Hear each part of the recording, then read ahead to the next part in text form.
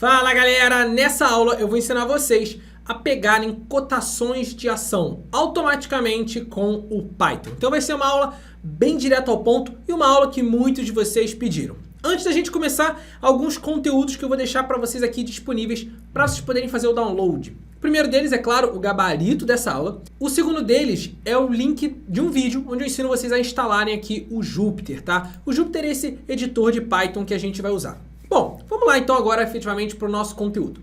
Existem várias formas de vocês conseguirem pegar a cotação de uma ação usando o Python mesmo, tá? A que eu vou usar aqui dentro é esse que está escrito aqui, ó, o Pandas Data Reader, tá vendo? Esse cara daqui nada mais é do que uma biblioteca do Python, ou seja, um pacote de códigos prontos do Python que alguém construiu em algum momento, que permite com que você puxe a cotação de ação de vários lugares diferentes. Um desses lugares é o Yahoo Finance. O Yahoo Finance é uma das melhores referências que a gente tem na hora de pegar a cotação quando o assunto é programação, beleza?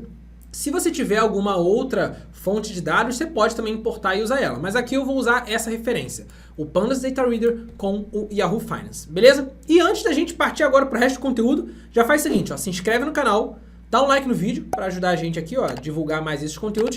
E também me diz nos comentários se você quer mais vídeos de eu aplicando Python para mercado financeiro. Que isso é um tema que muitos dos meus alunos costumam pedir e eu quero saber se você aqui no YouTube também quer isso. Se você quiser, tem que deixar nos comentários para eu saber que você quer. Eu leio todos eles, tô acompanhando, tamo junto, vamos lá. Beleza, então para a gente começar, o primeiro passo é você instalar esse Pandas Data Reader, tá? Se você já tem o Jupyter no seu computador, você já tem o NumPy, você já tem o Matplotlib, você já tem o Pandas, ou seja, as bibliotecas do Python que trabalham bem com dados, com informações, né? Ou seja, para análise de dados, essas são as bibliotecas mais usadas. E se você já tem o Jupyter instalado no seu computador, provavelmente você já tem esses pacotes também. Lira, não tenho a mínima ideia do que são esses pacotes que você está falando. Cara, vai no link da descrição, vai lá e instala o Jupyter no seu computador com o passo a passo que eu te ensino, porque aí você já vai ter tudo isso instalado e pronto, tá? A única coisa que você não tem é o Pandas Data Reader. Então, para instalar ele, eu vou fazer o seguinte, eu vou abrir aqui ó, o prompt do Anaconda, tá vendo? Prompt do Anaconda. E eu vou chegar aqui e vou rodar um pip install pandas_data reader. Beleza? E aí ele vai lá, vai pegar na internet rapidinho e vai instalar esse cara aqui. No meu caso, tá vendo? Ele já tá falando aqui, ó, já estava instalado, mas caso no seu computador não esteja instalado, ele vai instalar isso e aí acabou. É tudo que você precisa instalar. Aí agora eu vou separar esse vídeo em dois pedaços. Nesse de agora, eu vou ensinar vocês a pegarem a cotação de uma ação ou de um índice, né, como o Ibovespa, por exemplo, e na segunda parte eu vou ensinar como que vocês fazem para pegar a cotação de várias ações ao mesmo tempo, de uma carteira de ações, por exemplo, tá? E vale aqui aquele disclaimerzinho clássico de vídeo de mercado financeiro. Isso aqui é um vídeo mais focado em conteúdo de Python, efetivamente, então eu não estou recomendando vocês comprarem, nem venderem, nem fazerem nada aqui. Só quero ensinar Python para vocês e usarem o Python para o mercado financeiro, beleza? Então, se você fizer besteira, a culpa é sua, não tem nada a ver com isso, beleza? Então vamos lá. Pegando a cotação. Para pegar a cotação de uma ação, o primeiro passo é você importar esse Pandas Data Reader, tá? E aí tem um ponto aqui importante que é o seguinte, se você pode importar ele assim, dessa maneira, que você vai importar a biblioteca inteira, mas a gente só vai querer a função data do Pandas Data Reader. E aí, quando você quer só uma função que está dentro de um pacote de códigos prontos, você faz assim, ó, from Pandas Data Reader, ou seja, desse pacote de códigos, importa a função data. E aí a gente só vai usar a função data aqui dentro. Só que repara o seguinte, os caras que criaram esse pacote aqui, eles não pensaram muito que data, né, em português, é data. Então, para isso aqui não ficar muito confuso, o que a gente acaba fazendo normalmente é esse finalzinho as web. O que significa isso daqui? Significa o seguinte, que ao invés de, na hora de usar a função data, eu escrever aqui data.blá blá blá, eu vou escrever web.blá blá blá. Por quê? Eu estou dando um apelido para a função data do Pandas Data Reader, tá? E aí, além disso, a gente vai então importar o Pandas, né? Com o apelido de PD, para não ter que escrever Pandas o tempo todo. E também eu vou importar o matplotlib.pyplot_splt. Quem é esse cara daqui? Essa biblioteca aqui é a biblioteca que trabalha bem com gráficos, exibir gráficos pra gente. E eu dei também um apelido para ela de PLT, para você não ter que escrever matplotlib.pyplot o tempo todo. Bom, beleza. E aí como que a gente faz para pegar as cotações? É uma única linha de código. Então, vamos dizer que eu quero pegar, por exemplo, as cotações do Bovespa, né, do índice. Então eu vou botar aqui, ó, cotação Bovespa. E aí como que você faz? Você usa essa função web daqui. Então você vai fazer web.dataReader. E aí dentro dessa função do dataReader você tem que passar alguns parâmetros para ele. O primeiro parâmetro que você tem que passar é o ticker.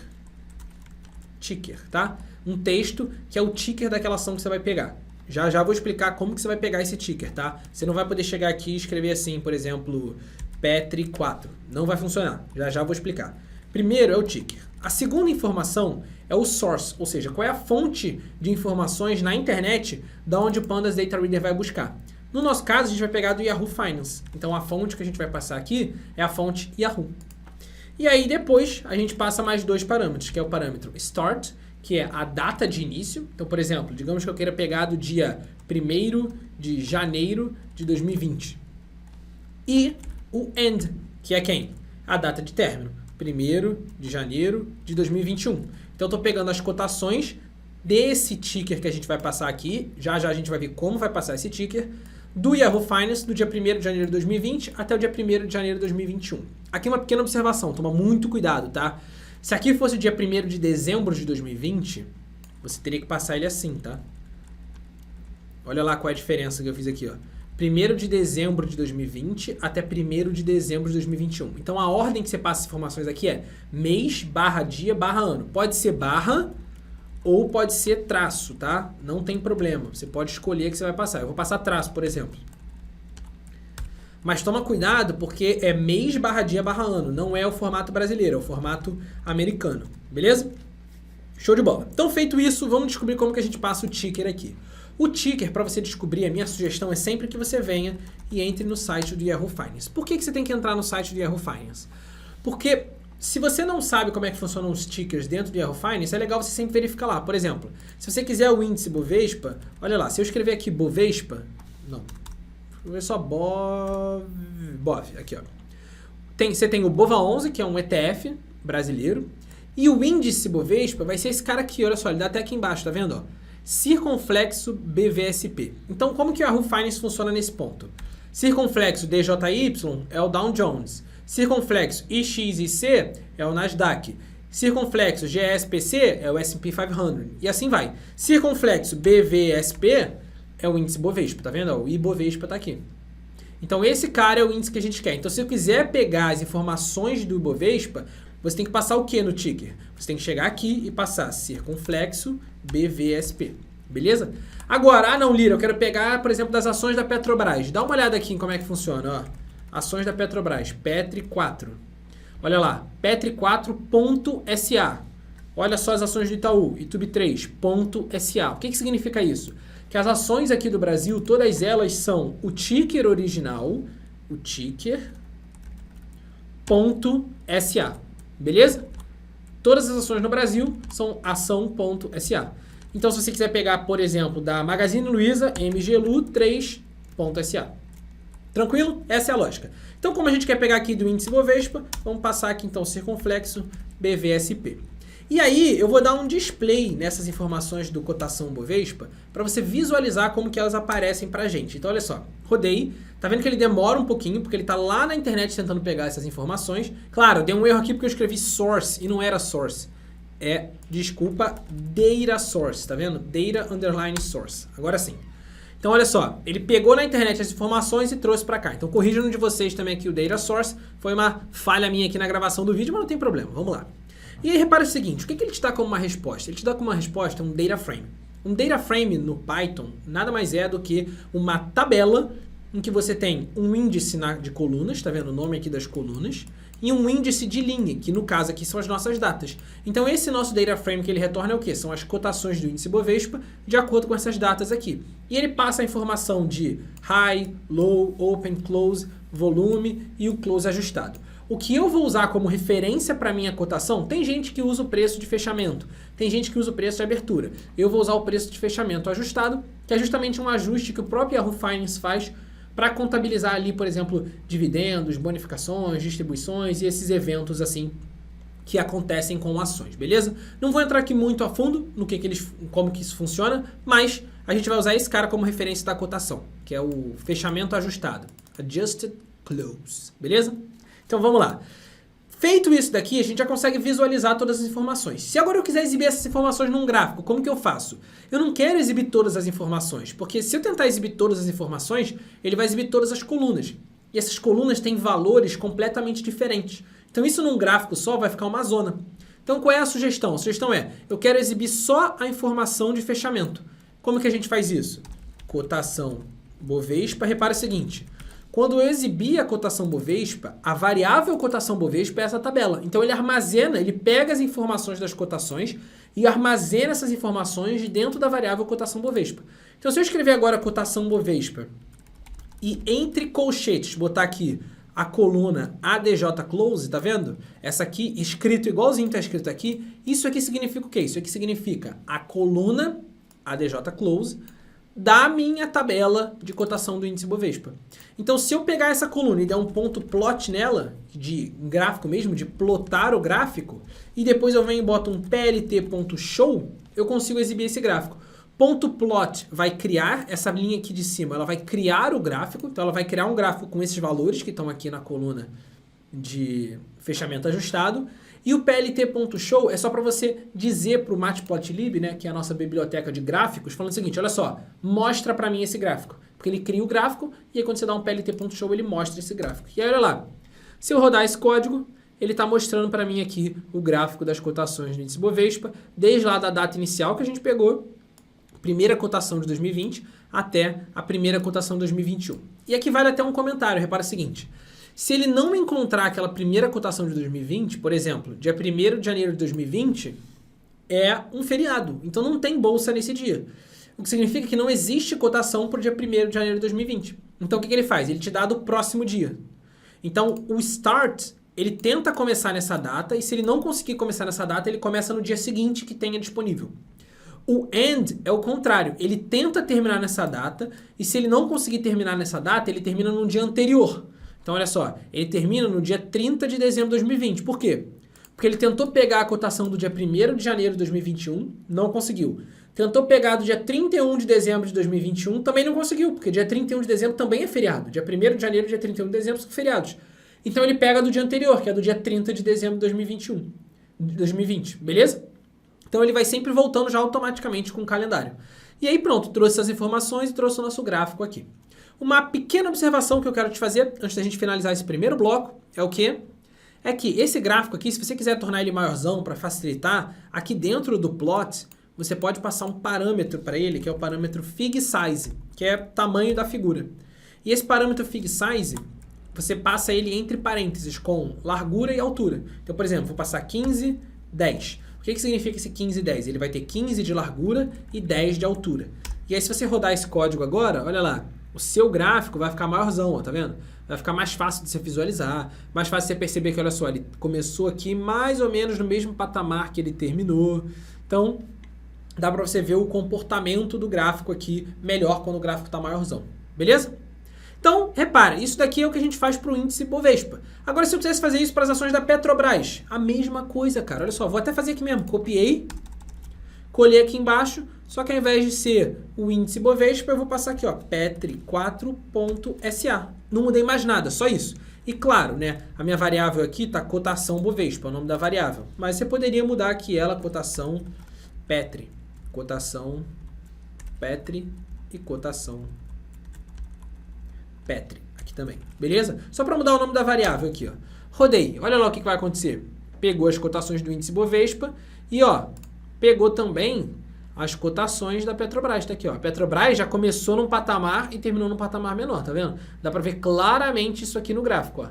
Terminou com 27, sendo que tinha começado o ano com 29. Enquanto o nosso índice Bovespa começou o ano com 118 mil e terminou o ano com 119 mil. Então até que subiu um pouquinho. Beleza? Então para pegar a cotação de uma ação ou do índice, é assim que a gente faz. Agora, pra gente conseguir aprender uma outra aplicação, é o seguinte, se você tivesse uma carteira de ações, como que você faria isso? E eu deixei disponível para vocês fazerem um download aqui embaixo também, um arquivo, que é o arquivo empresas XLSX, que nada mais é do que uma lista com vários códigos de empresas, Itaú, Vale, Petrobras e assim vai.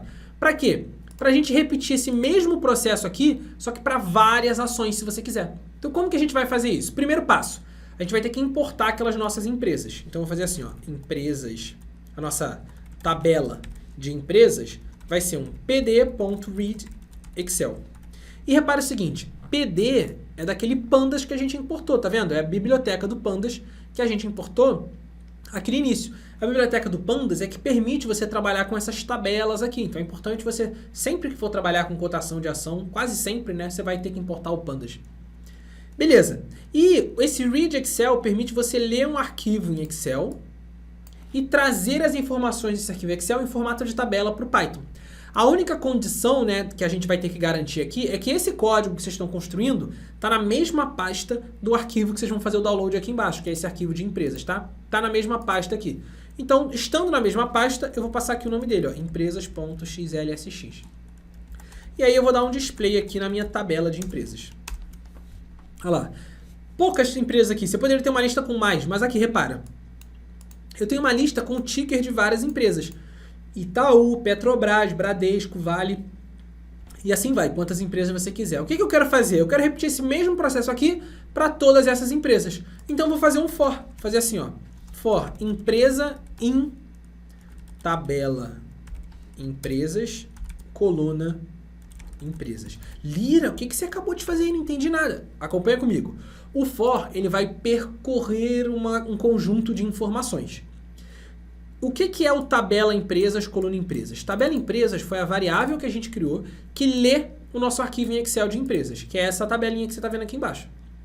E a coluna de empresas dele, tá vendo? Coluna de empresas, é uma lista com o ticker de cada empresa. Então o que esse for está fazendo? Ele está percorrendo essa lista com o ticker de cada empresa e armazenando na variável empresa que eu escrevi aqui, tá vendo? For empresa, essa empresa é o nome de uma variável, isso aqui é uma variável. Você poderia colocar o nome que você quiser. Eu coloquei empresa porque é um nome intuitivo. Ou seja, ele está percorrendo essa minha lista de empresas e a cada vez que ele roda esse código, ele armazena dentro da variável empresa o valor. Então, na primeira vez que ele rodar, a variável empresa vai ser itub4. Na segunda vez que ele rodar, a variável empresa vai ser petri4. Na terceira vez que ele rodar, a variável empresa vai ser bbdc4. E aí, então, o que eu posso fazer para pegar todas aquelas cotações? A mesma lógica que a gente fez aqui em cima, olha só. A mesma lógica que a gente fez aqui, ó. Eu vou copiar esse código aqui, Ctrl C, tá vendo? Copiei. E vou colar ele aqui agora, aqui embaixo, só que todo ele eu vou colocar dentro do for. Para ele estar dentro do for, é só você dar um tabzinho para dentro, tá vendo? Um tabzinho para dentro, coloca ele dentro do for. E aí repara o seguinte, agora não é mais cotação da Petrobras, é só cotação, né? Porque de uma hora vai ser de uma empresa, outra hora vai ser de outra empresa, outra hora de outra empresa. Mas repara a lógica é o seguinte, olha, eu pego a cotação, exibo as cotações, mostro o gráfico daquela cotação. Então eu vou fazer o seguinte, eu vou escrever aqui, ó, um print empresa. O que é esse print empresa? Ele vai printar para mim itub4, vai mostrar a tabela do itub4 e o gráfico do itub4. Depois, petri4, vai mostrar a tabela do petri4 e depois o gráfico do petri4. Depois, bbdc4. Então é só para a gente colocar um rótulo, né? Isso aqui é só para quando printar todas as informações, elas ficarem organizadas e eu saber qual tabela é de qual empresa, qual gráfico é de qual empresa. E aí, o que a gente tem que mexer aqui nessa nossa cotação? A data de início e a data de término são iguais. Então, você pode escolher o intervalo de datas que você quiser. É só você editar esses valores aqui. Se você quiser, eles podem, inclusive, ser variáveis que estão aqui do lado de fora. Fica a seu critério. Mas, esse formato daqui, ó, esse ticker, ele tem que ser dinâmico. Atualmente, eu estou pegando só da Petrobras. Como que eu faço para ele pegar de todas as empresas? Da seguinte maneira, a gente vai botar um Fzinho na frente do texto. Esse Fzinho na frente do texto diz que esse texto vira uma F-string, ou seja, uma string que vai ser formatada. E o que eu quero formatar nela? Eu quero colocar o valor de uma variável dentro dessa string, para ela substituir dinamicamente. Então, ao invés de colocar petri4, eu quero colocar aqui a empresa, tá vendo? A variável empresa. Só que como isso aqui é uma variável dentro de um texto, tá vendo? Uma variável dentro de um texto, o que você tem que fazer nela? Você coloca ela entre chaves, tá vendo? Chaves mesmo. Então, isso aqui está dizendo para o Python o seguinte, olha só, esse F diz, olha, eu vou formatar essa string. Como que eu vou formatar essa string? Colocando no valor aqui da variável empresa, o valor da variável. E por isso que ele está entre chaves. Pronto, ponto .sa. E aí, se eu rodar esse código agora, olha o que vai acontecer. Pegou as cotações do Itaú, olha lá. Pegou as empresas. Empresas são essas. Itaú, tabela do Itaú, gráfico do Itaú, tá vendo? O Itaú saiu lá de quase 37, né, para... Pô, o valor aqui é 30 e pouco. Itaú caiu ao longo do ano de 2020. Petrobras saiu lá de 29 e caiu um pouquinho aqui para 27, tá vendo? Bradesco saiu lá de cima de 30 e caiu para 24, 25 aqui. E Vale. Vale saiu lá, olha a Vale cresceu pra caramba, saiu lá de perto de 50 e tá indo lá quase 90 aqui, ó, 83, tá vendo? Então pronto, assim você consegue verificar a cotação de várias ações ao mesmo tempo. Bom, espero de verdade que você tenha gostado desse tipo de conteúdo, dessa grande aplicação. Se você quiser mais aplicações de Python no mercado financeiro, não só comenta aqui embaixo, quero mais Python no mercado financeiro. Não, me diz o que você quer, o que você quer aprender. Você quer conseguir calcular a média móvel? Você quer conseguir... O que você quer fazer? Diz aí pra mim aqui nos comentários que eu vou acompanhar e quem sabe eu crio um vídeo exatamente com o que você tá pedindo pra mim. É só você falar no comentário, beleza? Espero de verdade que vocês tenham gostado. Deixe seu like no vídeo, se inscreve no canal para continuar acompanhando esse tipo de conteúdo de alto nível. Grande abraço e até a próxima.